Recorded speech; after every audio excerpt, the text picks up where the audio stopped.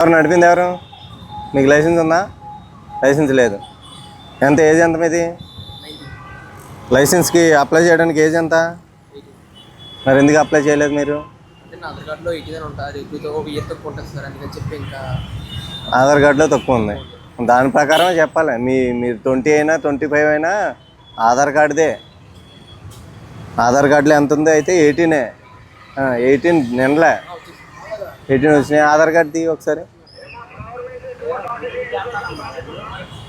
మీరు నిజం చెప్తున్నారు అబద్ధం చెప్తున్నారు? కొన్ని డేట్ ఆఫ్ బర్త్ చెప్పి ఆధార్ కార్డులో ఉన్నది 2007. ఓకే. లైసెన్స్ ఏజ్ 18 అని తెలుసు. పోనీ మీరేం ఆర్టీఓ ఆఫీస్ దాకా వెళ్ళక్కర్లేదు. ఈరోజు అంతా ఆన్లైన్లోనే అప్లై చేయొచ్చు. తెలుసా? పోనీ అదన్నా ఆన్లైన్లో అప్లై చేయొచ్చు అన్న తెలుసా? మరి ఎందుకు అప్లై చేయట్లేదు? ఒక పూట అండి ఏమో ఒక రోజు సెలవు పెట్టుకుంటారు, ఎల్లారు అవుద్ది, టెస్ట్ రాస్తారు, అటెండ్ అవుతారు, డ్రైవింగ్ టెస్ట్ అయిపోద్ది. ఏం పెద్ద బ్రహ్మవిద్యం కాదు కదా, సింపులే.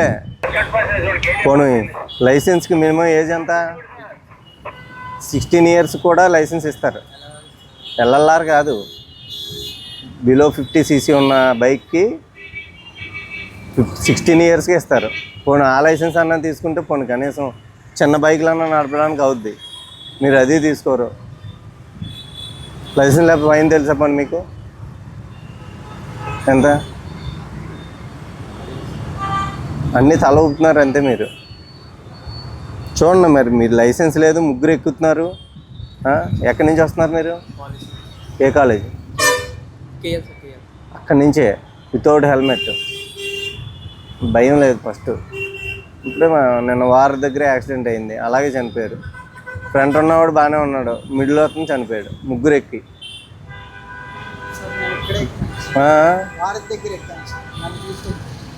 ఎక్కడెక్కినా ఎక్కకూడదు కదా. అతనికి లైసెన్సే లేదు. ఏదైనా అయితే నీకు ఇన్సూరెన్స్ రాదు, అవతలోడికి ఇన్సూరెన్స్ రాదు. మీరు గుద్దిందే మీకే కాకుండా మీరు గుద్దినోడికి కూడా ఇన్సూరెన్స్ రాదు. ఎవరు బాధ్యులు అంటారు అప్పుడు? అందరూ అదే చెప్తారండి.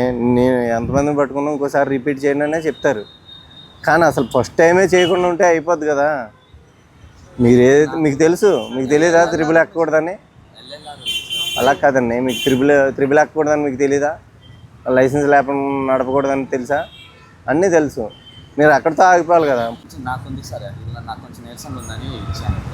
వెళ్ళారన్నా డ్రైవింగ్ ఎలిజిబుల్ కాదు. Just learner. ఎవడైనా వెనకాల నీకు ఎల్ఎల్ఆర్తో ఎవడైనా డ్రైవింగ్ ఉన్న అతను కూర్చోబెట్టుకుని బైక్ నడపచ్చు తప్ప ఎల్ఎల్ఆర్ ఫుల్ లైసెన్స్ కాదు. ఓకేనా? నీకు ఎల్ఎల్ఆర్ ఉన్నప్పుడు వెనకాల ఎవడైతే డ్రైవింగ్ లైసెన్స్ ఉందో అతను పెట్టుకుని నడిపితే ఎల్ఎల్ఆర్కి ఓకే.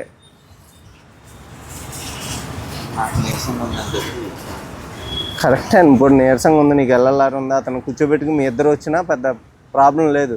ముగ్గురు అయితే ఎందుకు నాపుతాం అనుకుంటున్నావు?